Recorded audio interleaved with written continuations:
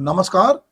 कहा जाता है कि राजनीति में सब कुछ जायज है, साम दाम दंड भेद सब कुछ राजनीति में अपनाया जाता है और राजनीति में जो सफल होता है उसी की बात होती है। पर जब बात भाजपा की हो और शुचिता से जुड़ी पार्टी की हो, अनुशासन से जुड़ी पार्टी की हो और उसके किसी एक मंत्री को हटाने का षड्यंत्र रचा जाए तो थोड़ा चौंकना पड़ता है। हम बात कर रहे हैं छत्तीसगढ़ की कि एक मंत्री को हटाने के पीछे कौन सा षड्यंत्र है और कौन लोग उसमें शामिल हैं। तो छत्तीसगढ़ की सत्तारूढ़ भाजपा में सब कुछ अच्छा नहीं चल रहा है। एक मंत्री को हटाने के षड्यंत्र रचा गया और उसके पीछे बहुत सारे लोग शामिल रहे।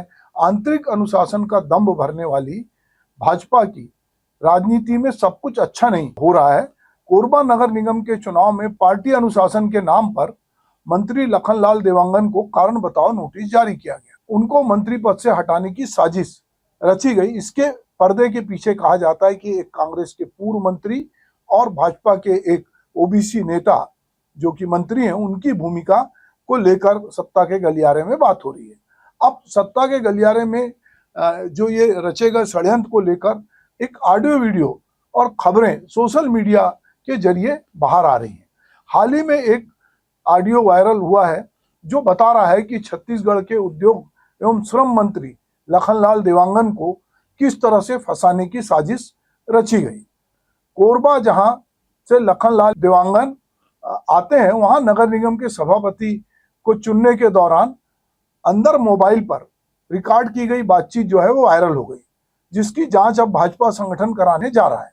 सभापति पद के प्रत्याशी गीतानंद अग्रवाल का करीबी एक बद्री नामक जो व्यक्ति है, जो ऑडियो में जिसकी बातचीत है, एक पार्षद से कह रहा है कि जब जांच दल के सामने बयान देने जाओ तब मोबाइल चालू रखना, जिसके लिए उसे 50,000 रुपए मिलेंगे, और लखनलाल देवांगन और विकास के खिलाफ बोलोगे तो और 50,000 रुपए मिलेंगे। एक दूसरे ऑडियो में गीतानंद एक व्यक्ति से कह रहा है कि बद्री को सब कुछ बता दिया है, मंत्री जी जो है पार्षद को क्रॉस वोटिंग कराने के लिए बोले नहीं थे, इसलिए ये सब लोग डर रहे हैं, लेकिन एक पार्षद बोलने के लिए तैयार है।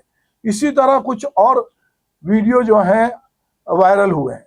इस समय जो है संगठन के स्तर से या सरकार के स्तर पे जो अनऑफिशियली जांच होती है, उसमें प्रथम दृष्टा ये बात सामने आई कि मंत्री को फंसाने की साजिश रची गई थी। अब पूर्व विधानसभा अध्यक्ष गौरीशंकर अग्रवाल की अध्यक्षता में एक जांच दल गठित किया है जो मामले की असलियत का पता करेगा।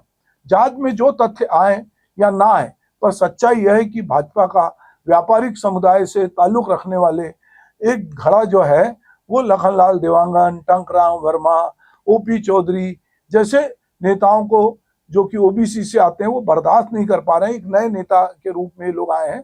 मंत्रिमंडल में चूंकि दो पद भी रिक्त हैं और अगर कुछ मंत्रियों को ड्रॉप किया जाता है, जिसका कि आए दिन मीडिया में खबर आती है, तो कुछ लोगों को मंत्री पद मिल सकता है और उनका जो उनके पीछे जो ताकतें हैं वो सक्रिय हो सकती है। हम बात करते हैं बलौदाबाजार में घटना हुई थी। टंकराम वर्मा को और उनके कामकाज को इसमें घेरा गया और कई बार उनको बदनाम करने की कोशिश की गई। ओपी चौधरी रायगढ़ से आते हैं, चूंकि वो आईएएस अफसर रहे हैं, तो कई बार ये र्यूमर भी फैलाई जाती है कि ओपी चौधरी सरकार को चला रहे हैं एक आईएएस तौर तरीके से। पर जो लोग ओपी चौधरी के कामकाज को जानते हैं उनको पता है कि ओपी चौधरी एक जमीनी नेता हैं, जिनको कि गृह मंत्री अमित शाह ने आगे बढ़ाया और उनके पास टैलेंट है। पर हाँ, छत्तीसगढ़ की राजनीति में कुछ ना कुछ तो उबल रहा है और जिसकी अनुगूंज ये एक मंत्री को हटाने के षड्यंत्र के रूप में हमको देखने मिल रही है। अब देखते हैं कि गौरीशंकर अग्रवाल अपनी जांच में क्या कहते हैं। पर प्रथम दृष्टा जिस तरह का सोशल मीडिया पे चीजें वायरल हो रही है, ऑडियो आ रहे हैं, तो वो बताता है कि ये अनुशासित पार्टी जो जहां पर कि आप पार्टी के खिलाफ नहीं जा सकते, आप किसी प्रकार का षड्यंत्र नहीं कर सकते, वहां पर भी कुछ लोग जो हैं उस षड्यंत्र में किधर घूमता है, किस पर घूमता है। नमस्कार।